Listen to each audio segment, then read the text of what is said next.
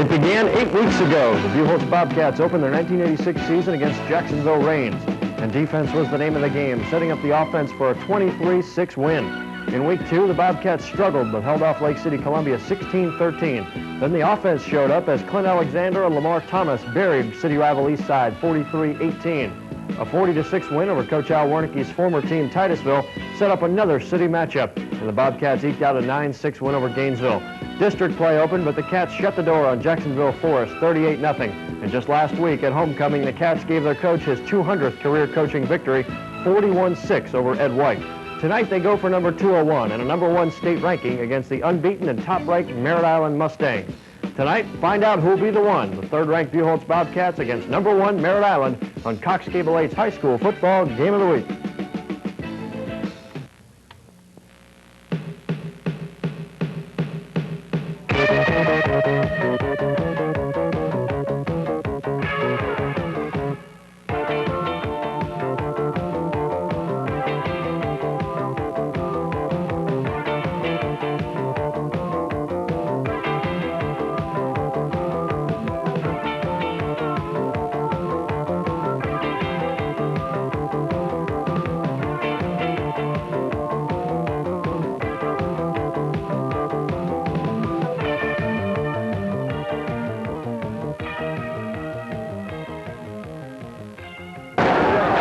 Officials for tonight's game, the referee, Mr. Dick Van Auker, the umpire, Mr. Hunter Edwards, the line judge, Mr. Chris Yancey, the linesman, Mr. Tinker Bowen, the back judge, Mr. Leonard DeTomaso, clock operator, Mr. Willie Foster. Here are the Merritt Island Mustangs. Here come the Bobcats.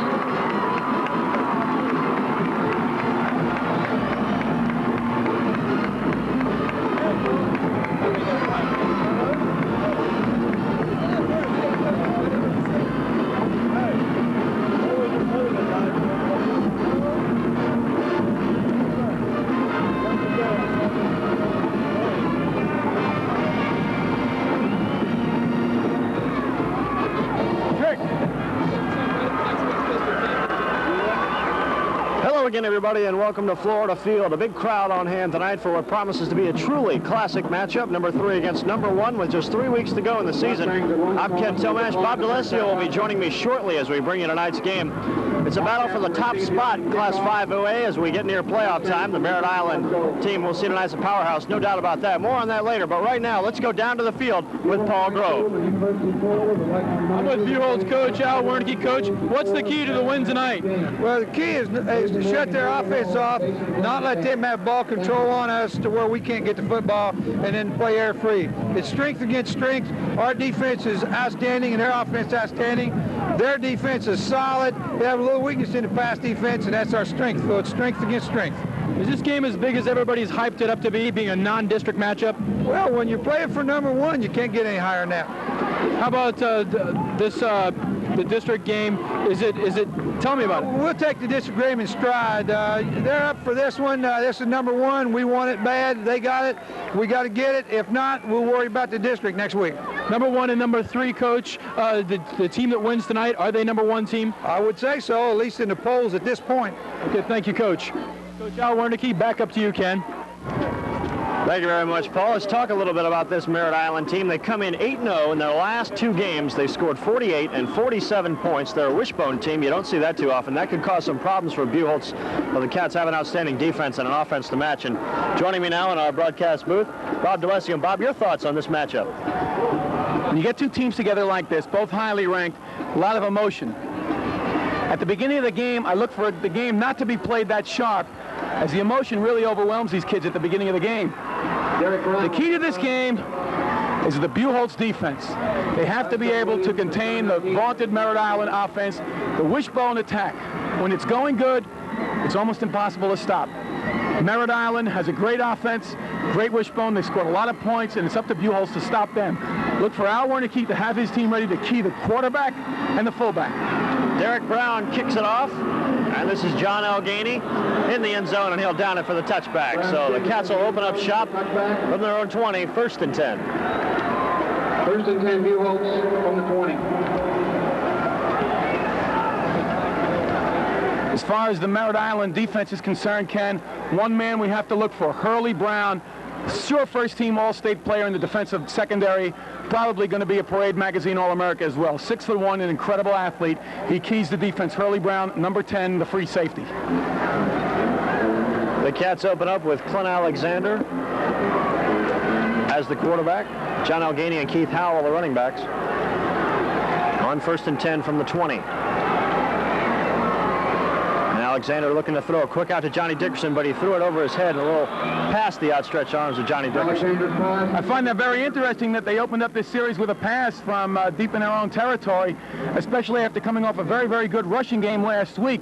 John Alganey had his best rushing game of the season last year, the senior, and we would expect that they would come at them on the ground, but very interesting that Al Warnke sent Clint Alexander throwing on 1st down in the opening series. And now John McClain in at a wide out. Lamar Thomas flanked to the right.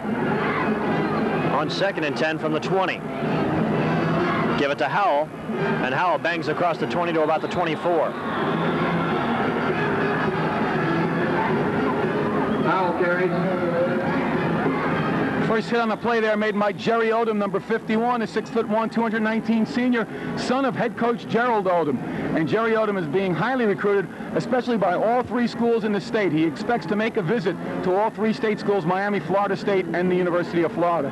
Of course, coming in here tonight, this is not an official visit. It's getting to be that time of year again. And now on 3rd and 7 from the 23. Cats on their opening drive of the first period. And Alexander to throw again. Lamar Thomas, he's got him at the 35, 40, and across the 40 to the 44.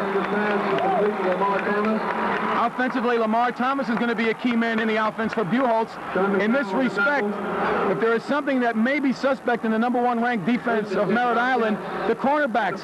They are not the fastest people in the world. Of course, we mentioned the free safety has tremendous speed, but the cornerbacks, they feel their speed is suspect and that perhaps the speed of Buchholz on the outside could take advantage. First down now at the 42. Alexander give off inside to Howell again. Howell stacked up right at the line. The Merritt Island defensive front. That's a good one. Derek Buckley, Dan McNeil, Bill Shannon, the nose man, Anthony Griffin, and Andy Kissenberth, the front 5 for Merritt Island. And of that front 5, 3 are seniors, 2 are juniors. McNeil, who made the first hit right there, a senior at 6'2", 190 pounds. Very experienced defensively up the front. But as we mentioned, look for the cornerbacks, Lamar Thomas particularly, to try to get open long against this Merritt Island defense, which is a stingy defense also. Indeed, they're only giving up 7 points a game and about 168 yards, total yards a game. Of course, Buchholz also with an outstanding defense. Last year, this game was an offensive battle. This year, I expect it to be defensive, low scoring, maybe something around the area 14-10, 17-14, something like that. But as you said, Bob, the key will be trying to isolate Lamar Thomas for Buchholz, or their quick wideouts, Dickerson included, on the less than speedy secondary of Merritt Island. You have to remember that being that Merritt Island runs the wishbone, this is going to be a field control game, and Buchholz doing good right now, having already picked up 20 yards on the first series. 2nd and 12 from the 40, Alexander to throw again. Out of the backfield to Mulberry, he's hit hard immediately as soon as he got the ball. Number 9, Mike Pina, the corner man, made a jarring hit. Check that, Eric Buckley, number 5, made the hit. And Mulberry is a big kid, the tight end, but Buckley with a great hit.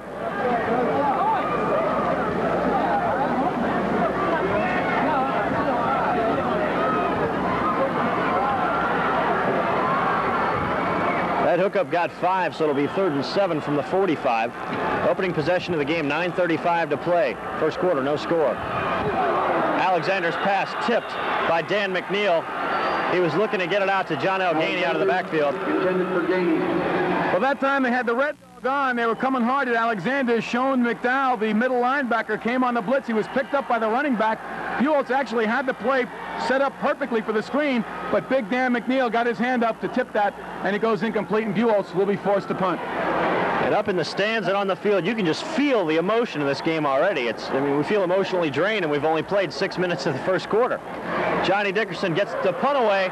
It might have been partially blocked, and it's going to go out of bounds at about the 44-yard line of Buchholz. Well, the man that came charging through was the same man that went through on the previous play on the Red Dog, the linebacker, Sean McDowell. And I'll tell you what, there was a lot of penetration on that play. Really slow developing that punt for Buchholz.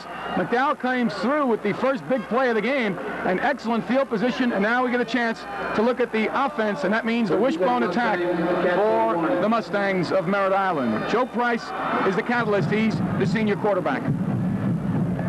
Starting off, you'll have Dallas Bogle, Jimmy Frazier, and Reggie Johnson in the backfield.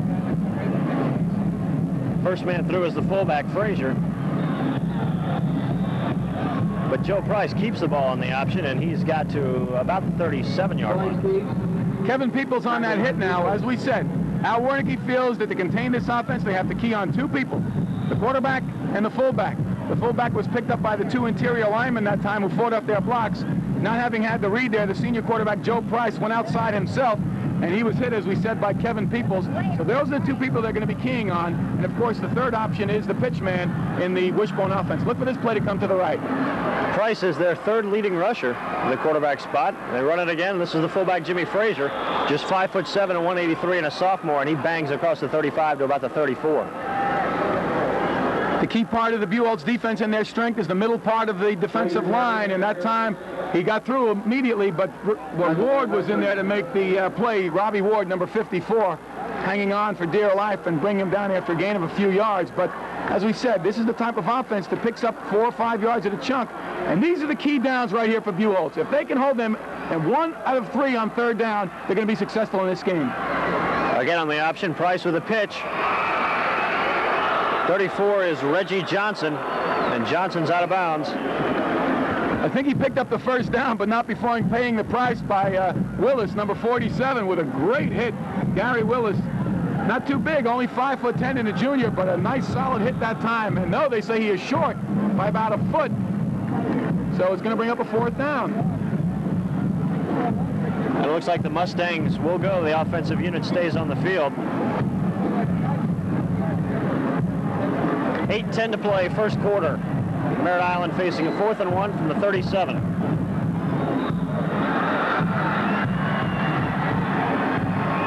Flags immediately. Just what the Cats didn't want to do. They forced the 4th down and forced the offense to make a big decision. Gerald Odom said he was going to go for it, and then encroachment looked like Dale Warren made contact with the right side of the offensive line of Merritt Island, and sigh of relief over on that side of the field where the Merritt Island team is lined up, as they will not have to face a 4th down situation. An automatic first down on the 5-yard encroachment penalty against the defense. First penalty of the game thus far for either team. Put it at the 28. Make it 1st and 10. Again in the wishbone.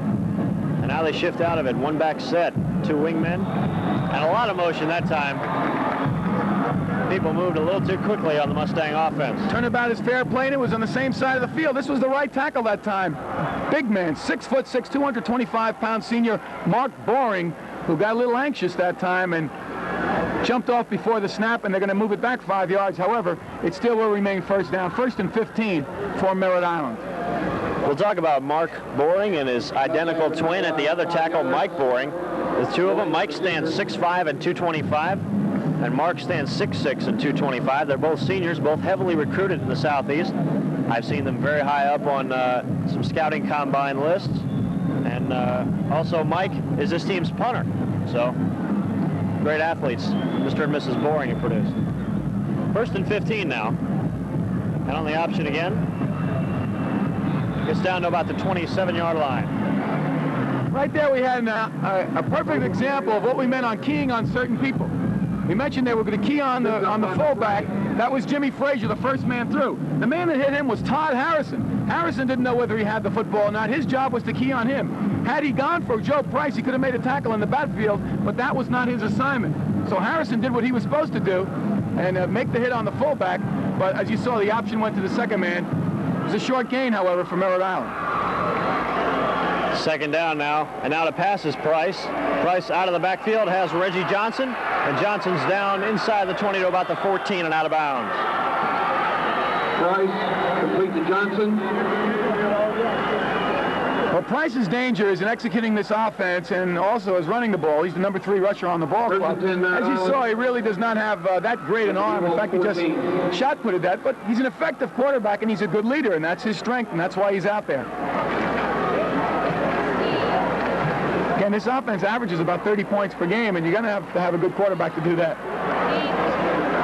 It's an attack not many schools are used to seeing, the wishbone. We see it again here. Frazier getting the ball on the option, but then it went to 22, Dallas Bogle. First man through, and again, the man keying on the fullback there, or the first man through on the option, Todd Harrison, made the hit right at the knees, a solid tackle. Flag down, and maybe movement, I think, in the backfield. It looked as though Jimmy Frazier got off a little bit early, and they're going to bring this one back, Ken. Coach Al Warnicki obviously figuring the way to get at this option is to take one of your best defensive players and stick them on somebody. Todd Harrison, an intelligent player, reading the option well. But this one's going to come back to the 22. Well, for the most part in this offense, the safety is the man who's going to be keying on the quarterback. Also the linebacker on the side that he runs to. So we look for that. But again, Todd Harrison right now seems to be the man assigned to taking the first man through. Merritt Island, which runs the wishbone, has looked to throw just once in this ballgame. First down from the 22, 7:20 to play in the first period. Price to throw again. Looking for Darrell in the end zone. Darrell Spencer for the touchdown. He beat Pascal Williams on a corner route. Well, this is the danger of the wishbone. It lulls you to sleep, and then once they read that the cornerbacks are playing too strong against the run, they'll put a man open. Williams wasn't really beat as far as being beat on a one-on-one move. He was caught looking to help against the wishbone. This is going to be a chess game. The people in the press box making the offensive calls are going to be just as important part of this game as the people on the field. That time they saw that Buchholz was playing a little bit tight and saw the opportunity and went for it. Glenn Ford kicks the point after, and with 7:14 to play in the first period, the top-ranked Merritt Island Mustangs have scored on their first possession of this matchup with Buchholz, and they lead 7-0.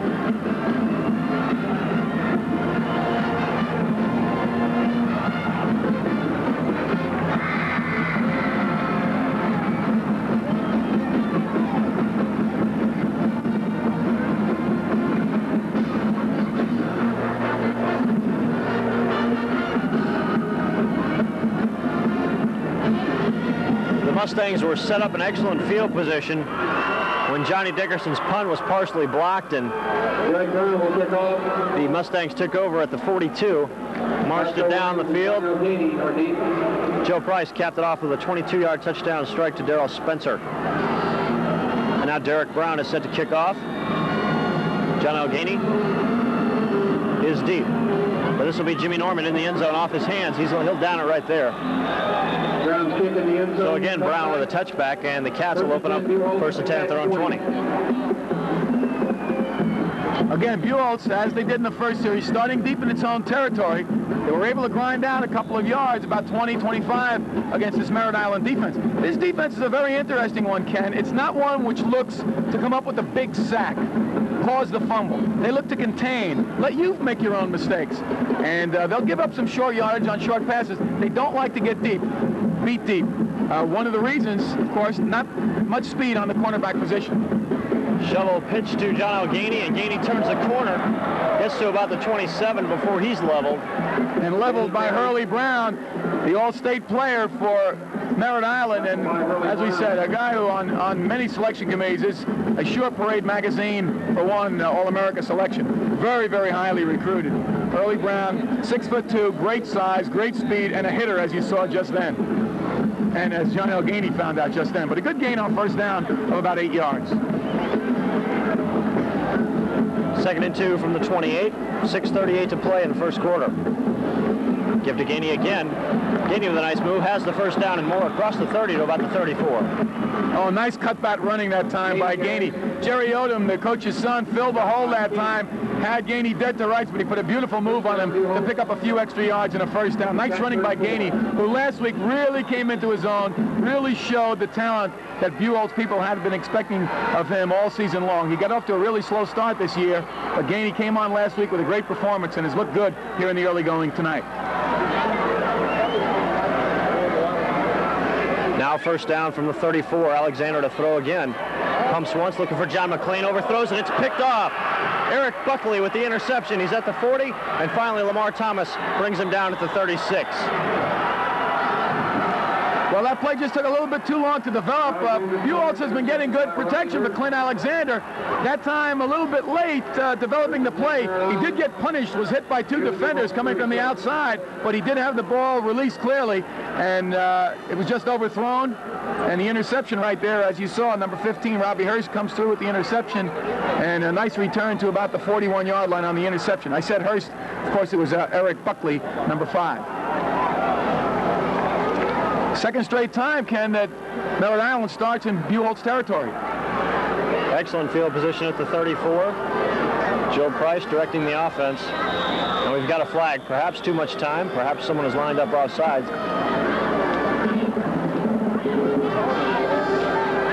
Too much time is the call.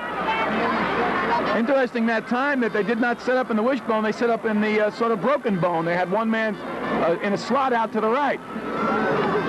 First time we've seen that alignment from Merritt Island. Now on 1st and 15, before they threw the touchdown pass. Let's see what they try to do now.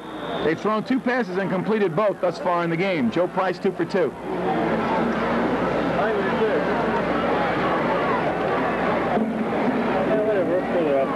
Now we see that broken bone again. Jimmy Frazier, the only running back, but Price is to throw again. Looking deep over the middle, that should be overthrown and almost picked off. Good coverage back in the secondary. Number 12, David Frazier, shadowing 28, Darrell Spencer. Spencer was picked up out of the backfield by Kevin Peoples that time. Frazier came over to help. It was a good double team, but also we see Joe Price 2 times now throwing on first down, both times throwing deep. So they're coming with some surprises at Buchholz. All the tendencies and indications were that they would stick to the ground attack, but twice now they've thrown deep on first down. You don't get to be number 1 ranked in the state by being predictable, I guess. 5.5 minutes to play first quarter, 7-0 Merritt Island. And a 2nd and 15 from the 41. Give to Frazier, the first man through on the option. Frazier's down to about the 37-yard line. Frazier carries. Buchholz really going all out right now to make the stops here. That time, Sieber McKay just launched himself over a defender and over an offensive block to make the tackle on that play. Again, this is the biggest test of the year for the Buchholz defense, Ken. The interior has been strong, but right now the corners really have their work cut out for them. They're having to cover them people man-to-man and also having to give run support. Very tough decision for them. Now another formation, looking again to Frazier. Frazier stacked up at the 35. They will not get the first down. Frazier carries. Again, Gerald Odom knows Buchholz. They've seen this team on film, I'm sure. They know a lot about Coach Warnicke's strategy. They know this Buchholz team is very, very tough to run on in the middle.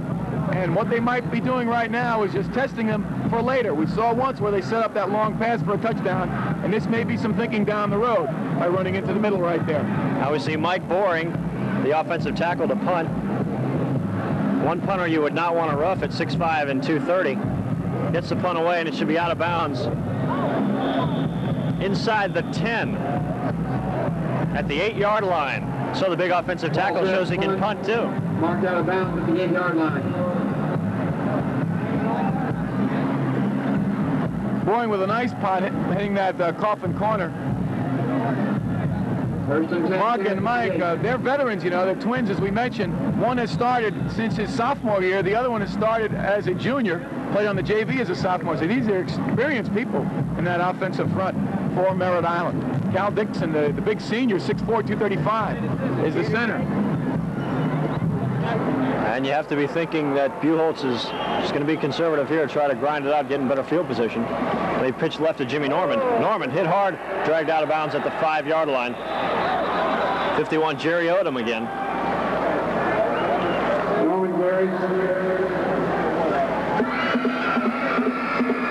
Stopped by Odom.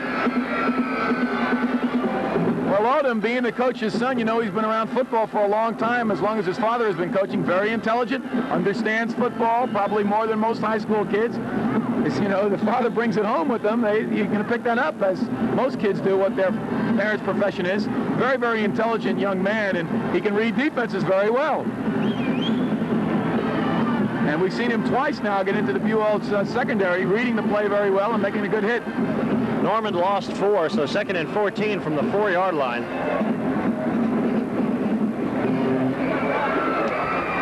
Alexander into his own end zone to pass, pressured, throws it away to Mulberry. Mulberry is going to be stacked up at about the 2, and he loses the football back into the end zone. Well, they're going to call it a safety. I thought maybe he had been down. I thought that knee might have been down, but the ball was popped loose, and they call it a safety. Tough break for Buchholz.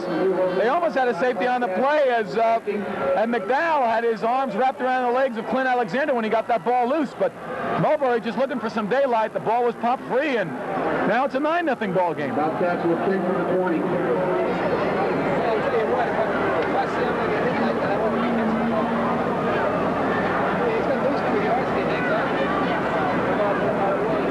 Tell you what, Ken, it may sound strange to say this right now, but if Buchholz can get a good kick out of this and turn the field position game around, giving up that 2 points might not be as bad a turn of events for the Cats as it seems right now. It all depends on where this ball is going to get marked.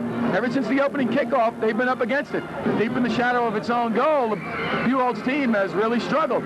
Merritt Allen twice starting possessions in Buchholz territory. This time, obviously, it looks as though they'll be starting from their own territory. And that wishbone needs to get some steam and some momentum going. They haven't had to do that thus far in the game, and if Buchholz can pin them back somewhat deeply in its own territory, it might be a blessing in disguise. I guess that's what you call looking for a silver lining.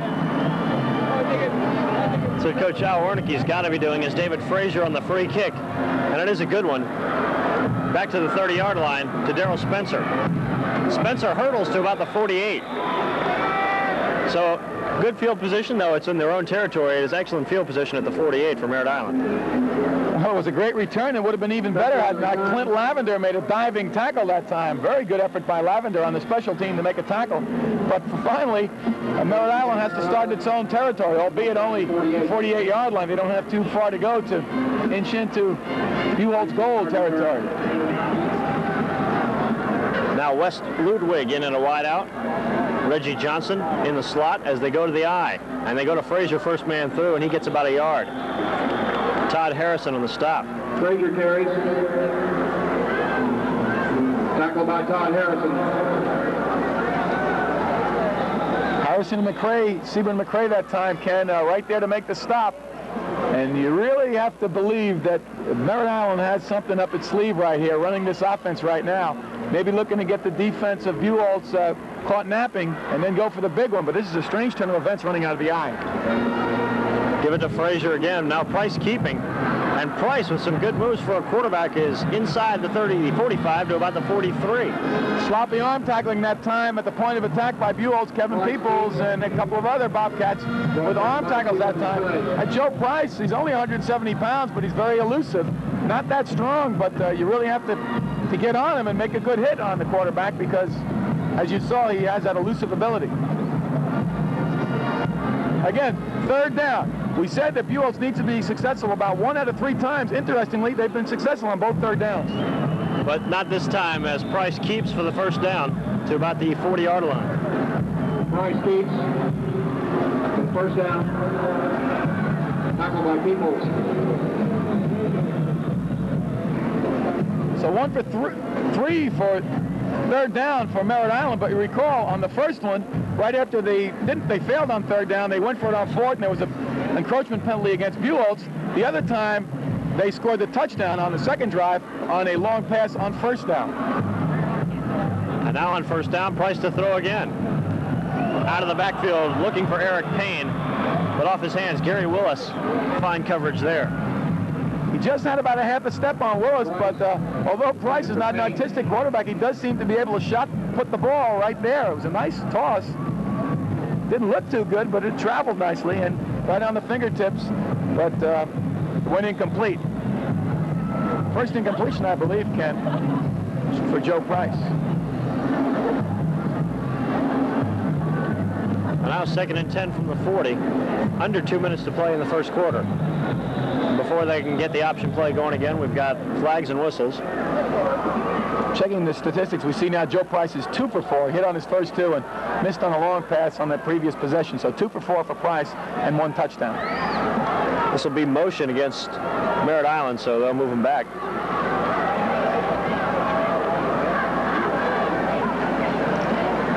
See the penalty being marked off by tonight's referee from the Mid-Florida Officials Association, Dick Van Auker, veteran official, working with umpire Hunter Edwards.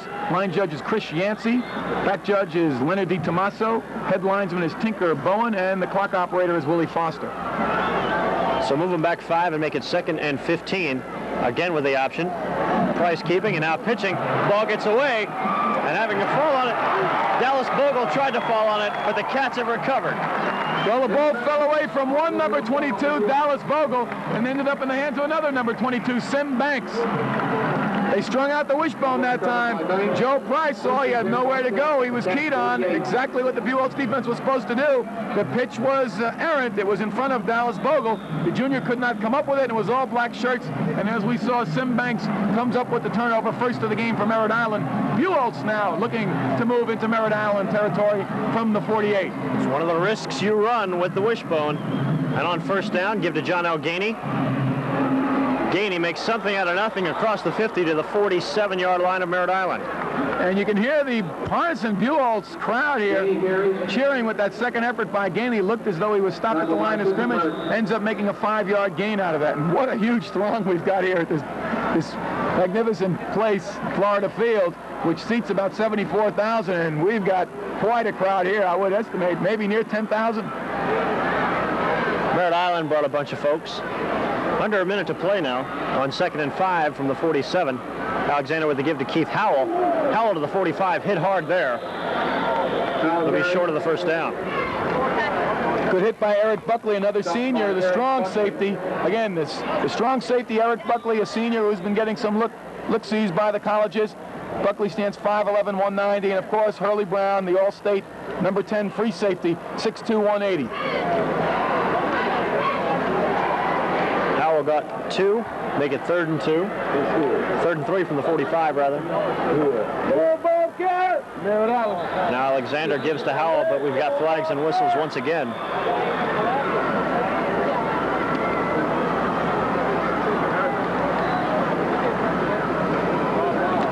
There'll be procedure on the Cats with 13 seconds of play in the first quarter, and Buchholz trailing number 1 Merritt Island 9-0. I mentioned earlier, this is a very flexible Merritt Island defense. The way Gerald Odom has it set up is they do not want to get beat. They like to have most of their people, especially the defensive ends, standing up when the ball is snapped. They only use 2 down linemen in this 4-man defensive front, nose guard and a tackle. And if you get a look at the line, you'll see the way the defensive ends stand up facing the quarterback. They want to be able to read where the play is going. 3rd and 8 from midfield now. Alexander looking to throw. Pressured once again and sacked. Brought down by 19, James Council. Big sack of Glenn Alexander back to the 40-yard line as the first quarter draws to a close. Bobby, what a first quarter. It was all Merritt Island. You can see why this team is ranked number 1 in the state. And Buchholz now has to turn, face the other side of the field, and do one thing, tighten the chin straps, because Merritt Island's going to be coming at them. It's just a matter of matching them lick for lick. Right now, round 1 clearly goes to Merritt Island. They lead it 9-0. But Buchholz cannot be discouraged. They just have to stick in there and stick with their game plan and not get confused, not get discouraged, because they're still in this ball game. It's just a matter of working hard. The best team's going to come on top. But right now, Buchholz just has to get down to business. They needed to generate a little offense. They had worried that they would not have the offense on the field enough. The offense has not been able to move the ball against Merritt Island. They have to improve that. They could use a good punt here from Johnny Dickerson. Instead, it's straight up in the air. A across midfield to about the 40. Heavy pressure on Dickerson that time. A little bit too heavy, I'm afraid, Ken, as that one's going to come back. Bursting through, the strong safety senior, Eric Buckley, standing right there. The referee, Dick Van Auker, clearly he saw the foul and threw the flag as Johnny Dickerson was roughed, run into by Eric Buckley, number 5. I'm sure you folks saw it on the screen. It was a clear running into the kicker penalty. And now Buchholz will retain possession on that play as they will mark it off, and I believe it will be an automatic first down for roughing the kicker.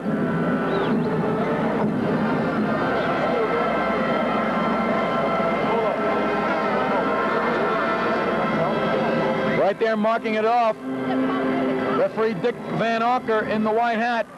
And the call was indeed roughing the kicker, a 15-yard infraction. First major penalty of the game for either team. And it gives Buchholz a golden opportunity starting out this second quarter. And now you hear a little bit of the Buchholz partisans getting behind their team. He's got a great senior quarterback in Clint Alexander. He's not looked sharp here in the early going, but it's up to him to take the leadership role right now and move this offense against the #1 team in the state.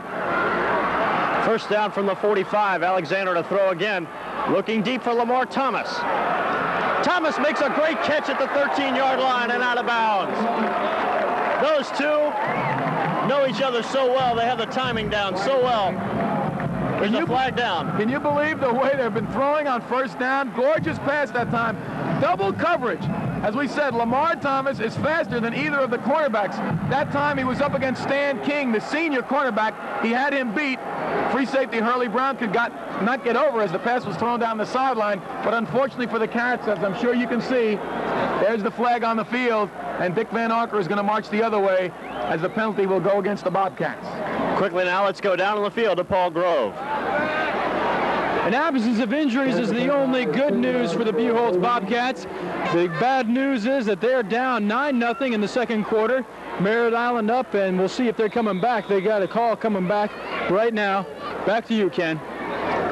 Thank you, Paul. As you see, the penalty for holding sets the Cats back to their own 43 to make it 1st and 20. Give on the draw to Keith Howell. Howell's to about the 47-yard line. I'll tell you what, although Buchholz has fallen behind 9-0, the offensive line of the Cats has performed tremendously here in the early going. That time just a huge gap for Howell. He bounced off the first tackler who came at him. That, I believe, was Sean McDowell, and picked up some good yardage on that play. But good opening that time by the Buchholz offensive line, which has looked very good here in the early going.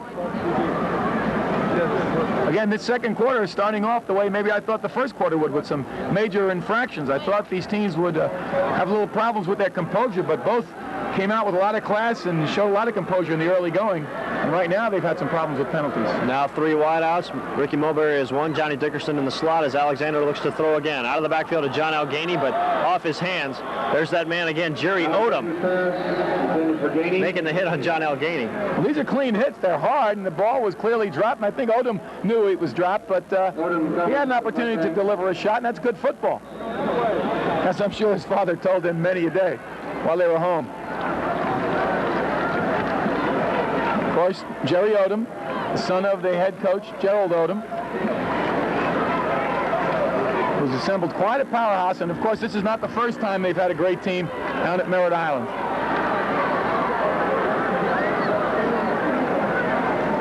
Third down now from the 47-yard line of Buchholz. And again, flags and whistles.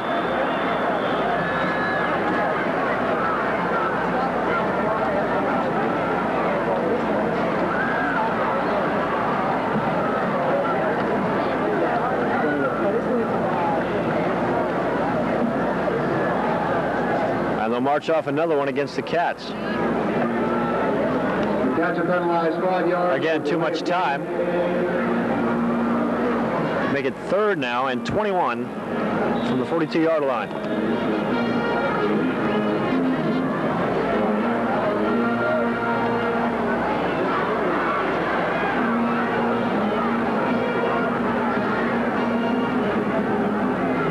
Alexander again looking long for Lamar Thomas. Thomas, another nice catch. He beat double coverage down to the 20-yard line. If at first you succeed and it's called back by a penalty, try again. Again, the same thing as I mentioned at the top of the show.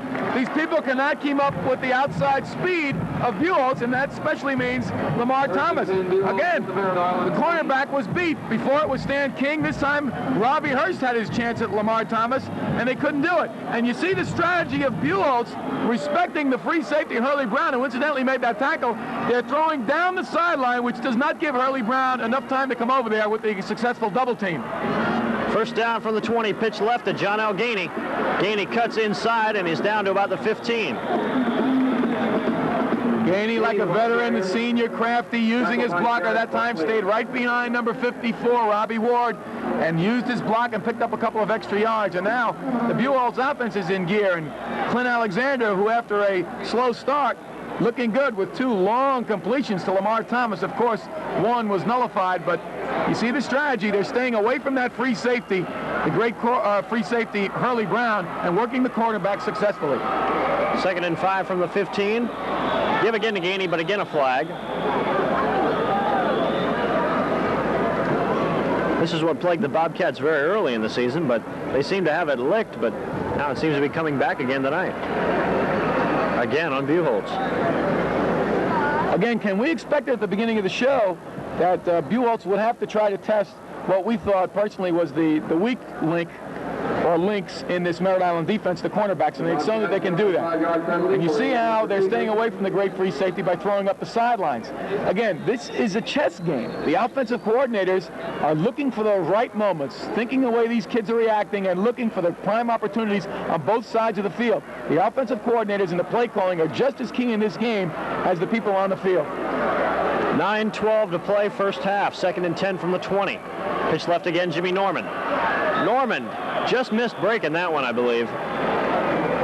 Stan King was in there, and if Norman could have got just maybe another step on there, he might have been gone. King got over there to make the tackle, but again, Jerry Odom, the coach's son, in the backfield with the first hit. Nice solid hit that time. And Jimmy Norman is probably the most explosive runner on this team, although he's only a sophomore, even more so than Gainey. Young man really can generate some excitement, and we've seen it do it time and time again when he's inserted this year. Provides a spark coming off the bench. Gainey's in there now, along with Keith Howell. Lamar Thomas flanked right. Give to Gainey. Gainey still on his feet, down at the 14. Can't say enough about this offensive line for Buchholz. Scott McDonald with a beautiful trap block that time, just losing his defensive player in the backfield that time, and they've been opening up the gaps and picking up the yardage. Also, we said that Merritt Island is a team which will give up the short yards and look for you to beat yourself, either with penalties, fumbles, turnovers, and right now, Buchholz seems to have its offense in gear. Of course, it's going to bring up a 4th down right now, and let's see what the Cats are going to do. I think they might go for the field goal right now as they trail by 9. But before that, we're going to have a timeout on someone's part. Just momentary by the officials. Kane Alexander, Clint's younger brother, will hold at the 20. It'll be a 30-yard attempt for Robert McCarthy, who does have 3 field goals this year. The snap, the kick is up. And it is good. A 30-yard field goal by Robert McCarthy gets the Bobcats on the board with 7:37 to play in the first half. 9-3 Merritt Island. A nice hand showed by Kane Alexander. You might have caught that ball almost slipped through his hands. It was a high, hard snap, but Kane caught it, got it down in time to give McCarthy a chance to put the ball through the uprights. That time, Hurley Brown, the All-State player, had a chance to come through and block it, but thought better of going for it as he did not quite have the angle he wanted to and stopped short. So the ball sails through the uprights, and now with 7:37 remaining here in the first half, Buchholz is on the board, and they now trail by a score of 9-3.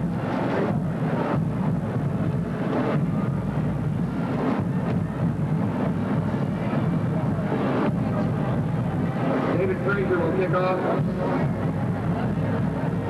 David Frazier set to kick off with Darrell Spencer standing at his own 5-yard line for Merritt Island. And this one is shaping up into just what we thought it would be, a classic. Buchholz finally got its offense on track on that drive. Frazier's kick will be taken by an up man at the 15. And to the 25 and swarmed under there. Looks like number 6, James Cheeves. Buckley on the return. check that. Eric Buckley putting in some work as an up man.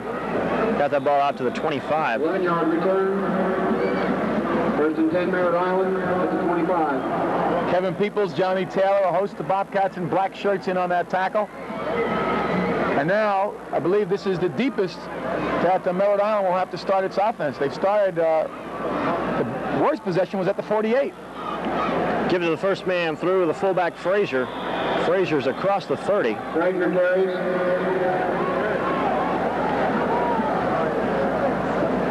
Tackled by Gary Willis. Buchholz really needs to turn this field position game around. Little by little, they're picking up some yards on each change of possession. But right now is the best the defense has gotten a chance to really stick it to Merritt Island. Let's see what they can do right here. Frazier got 7, 2nd and 3 from the 33. And this is Price keeping and hit hard. Gary Willis coming up from the corner made a great hit on Joe Price at the 30-yard line. Tell you, the man that made that play was Todd Harrison. That ball was actually in the grasp of the fullback that time, Jimmy Frazier, and Harrison just stuck it to him, and the quarterback, Joe Price, took a chance by pulling that ball out, away, and it's a great read by the quarterback if you can execute it, and Merritt Island does it as well as any high school team we've seen, but Todd Harrison really was the catalyst on that play, making that hard hit at the line of scrimmage.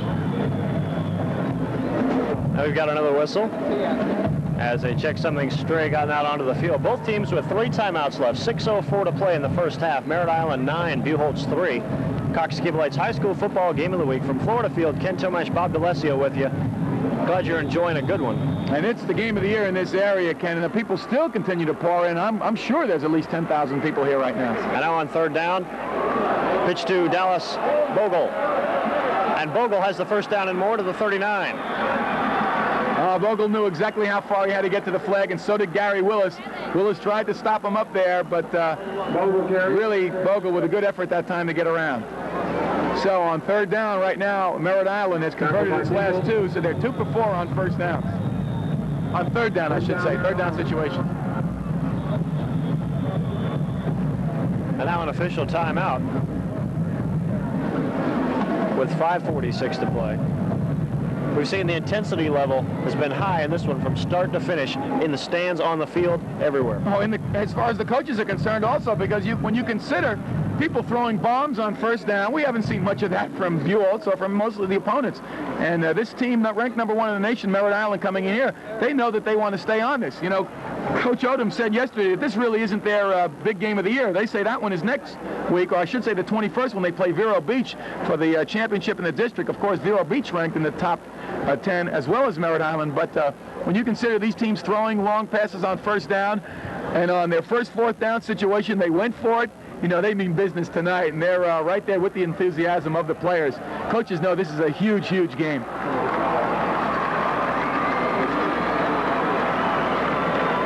Looked like Gary Willis might have been shaken up on that play a little bit, and now he comes off. He's fine.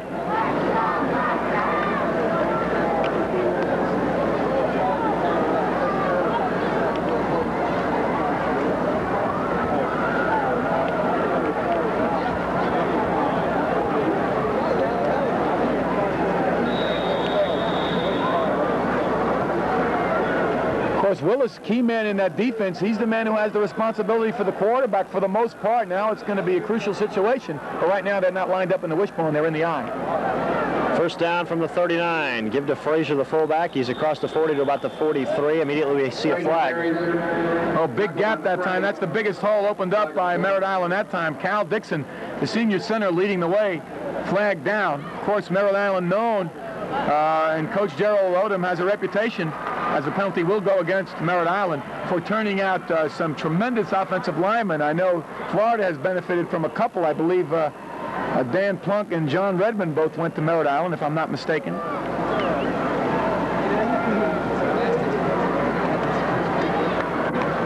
I'm sure we'll see Mike and Mark Boring on someone's wish list come recruiting time.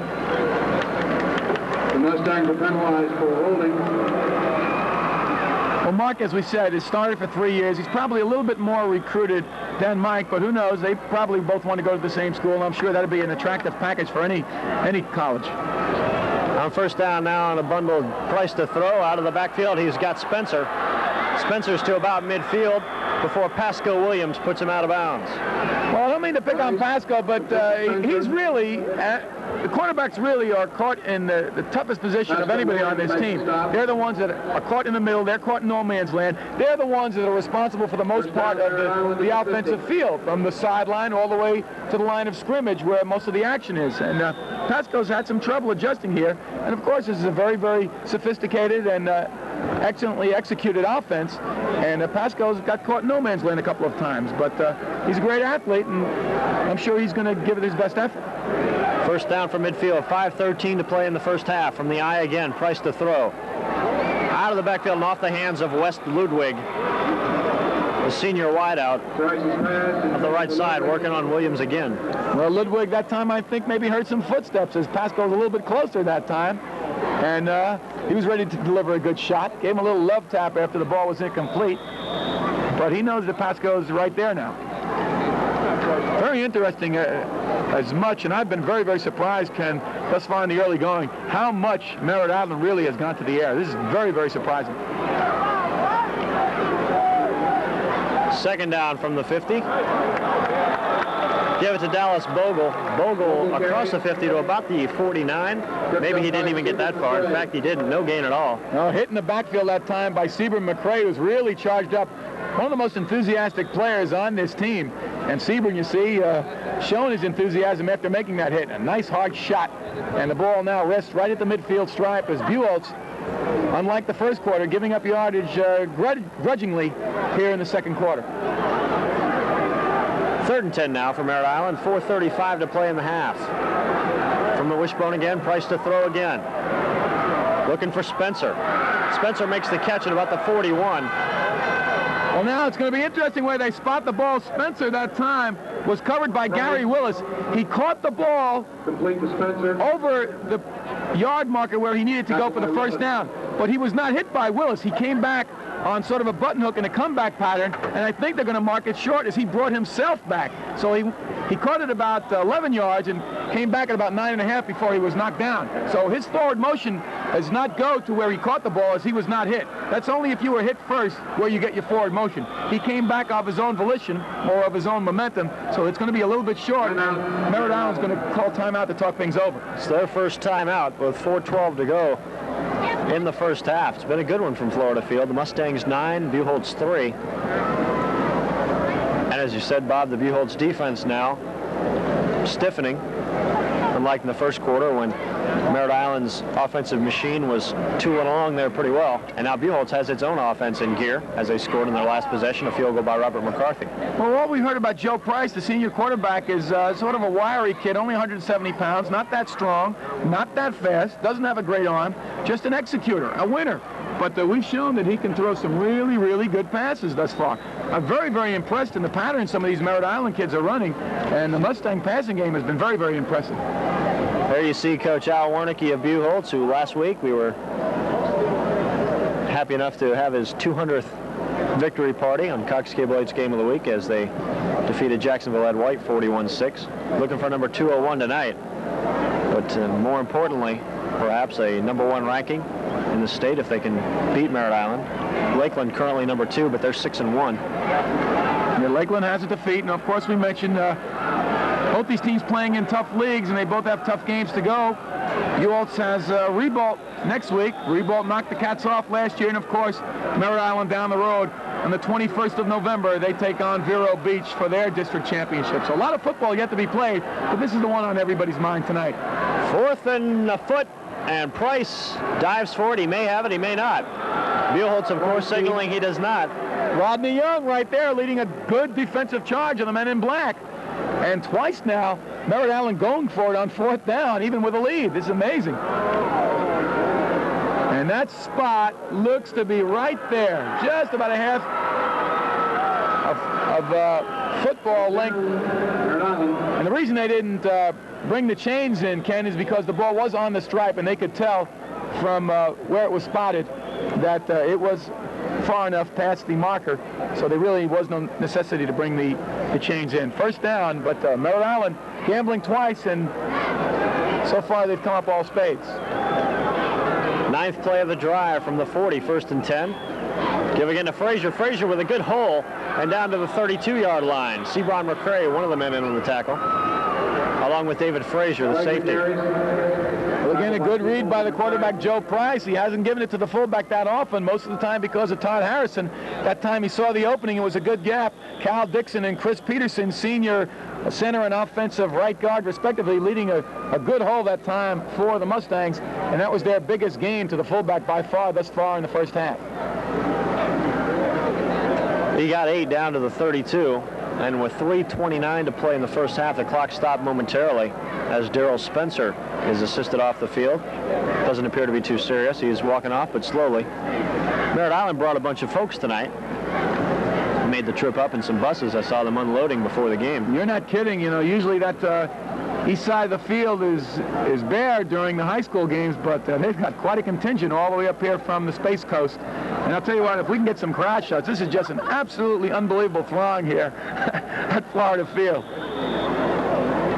The whole city has been turned on by this Buchholz team. I'll tell you what, they've created a lot of excitement going for not only district championship, but perhaps some state recognition. Whoever wins this game, I'm sure will be the #1 ranked team in the state. Merritt Island, of course, already is.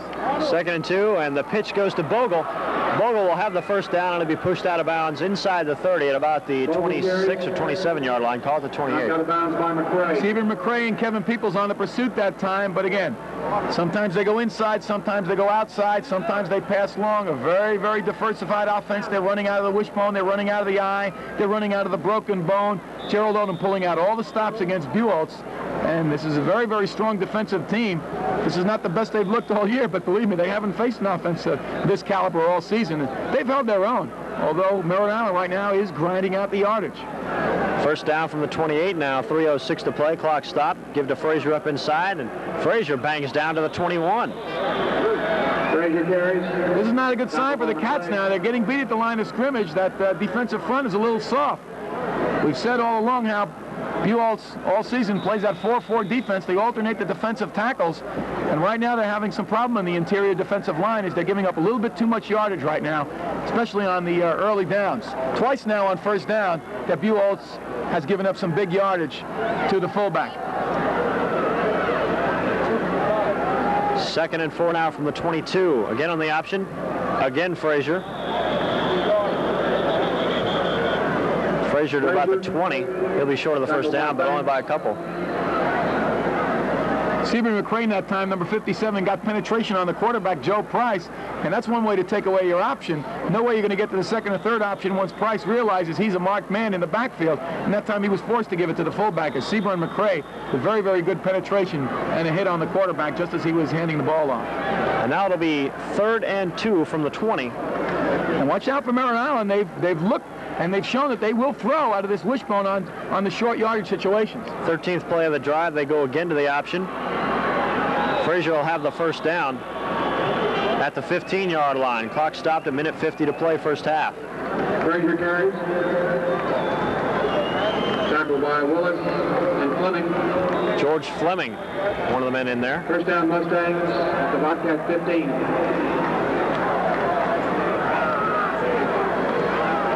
Clock is running now, a minute 40 to play in the first half. Darrell Spencer checks in quickly. I don't even know if he had time to get the play, but he goes out wide right anyway. And they go to the option again. Again Frazier. Frazier hit hard, stacked up. Sim Banks and others. Frazier, tackled by Stephen McCray. The thing that impresses me most about Frazier is just a little fellow, only stands 5'7".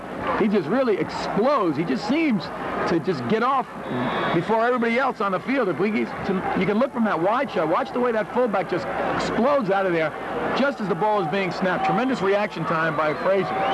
2nd and 8 from the 13. Price to throw. Out of the backfield, a great defensive play in the backfield for Buchholz.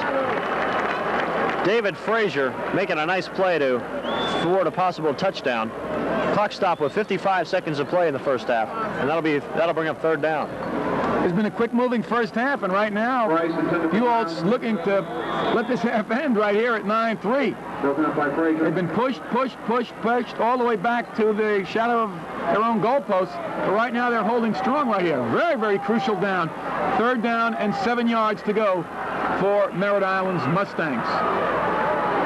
Again from the wishbone. One man split wide, but to throw is Price. And Price, Todd Harrison about took Joe Price's head off back at the 22. I'll tell you what, Harrison's lucky that he didn't get a call for a blow to the head that time, because clearly he had his arm up. But I think the interpretation of the referee, Dick Van Arker, was that he had his arm up because the quarterback, Joe Price, looked as if he was going to throw the pass, and he was just making a hard charge, and he did not strike the head, which is where the interpretation has to be a blow to the head. That time, it was just his hard charge and his momentum that forced him to hit the head of Joe Price, who was looking to duck out of the way. So a sack, the first sack of the game for the Bobcats. Credit Harrison, I believe, Todd Harrison, number 84, with that sack. And so it looks as though the Bobcats have held and will force the field goal.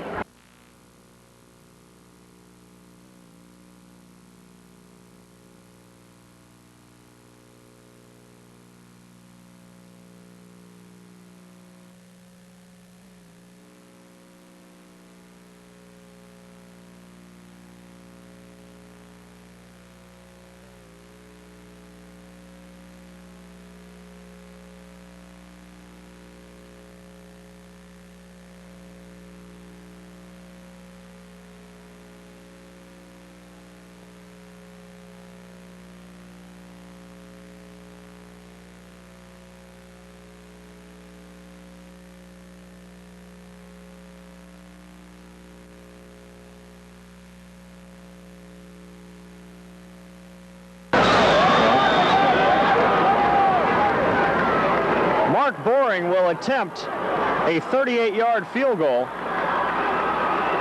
The kick is up. It's a good one for an offensive tackle. Hits a crossbar and goes over. It hit the left upright and dropped straight down for the field goal. Mark Boring, we've seen his brother Mike punt. Boring got off a line drive shot, and luck of the offensive tackle, straight down after it hit the post. Well, part of the things with being a championship team, you got to get the breaks, and that time they got the bounce right off the post. Saw the Buchholz players waving as they looked it was going to hook to the left. But right there to make the call was the back judge, Leonard Di Tommaso, and he saw that ball fall just over the crossbar as it hit the left upright. So what a break for Merritt Island with 29 seconds to go. They pick up another 3 points, and it's 12-3. You see Coach Al Warnke with Clint Alexander on the sideline. With 29 seconds to play, you got to wonder how much the Cats could get done offensively. Maybe just take it into the locker room down 12-3 and regroup. But first the kickoff, and this is going to go way out of the end zone. Momentum, if you can sense it. If we had a momentum meter, it would be shifting toward the guys in the yellow jerseys. 16 plays on that drive, and then the field goal by Boring. Ate up a lot of time. Each club has had the ball just once each in this second period. Now the Cats will get it for the second time with 29 seconds to play in the half. Well, we take a look at number 15, senior quarterback Clint Alexander. He's really not going to get a chance right now to generate any offense. I wouldn't be surprised, though, that they go long to Dickerson. Paul Lamar Thomas right here, just give it one shot, air it out. First down from the 20. Instead, give to Howell, the fullback. Howell's to the 25. Howell that time felt something holding him down. Big senior Jay Powell, 6'5", 255 pounds, hanging on for dear life. And you got a guy like Jay Powell, 6'5", 255, backup. Timeout. Now the Cats will take a timeout with 8 seconds to play in the first half. Well, that is one indication they're not going to fall on the ball. They're up to something right here. Some type of trick play, or like we say, that long throw out to Thomas or Dickerson, Hail Mary or something like that.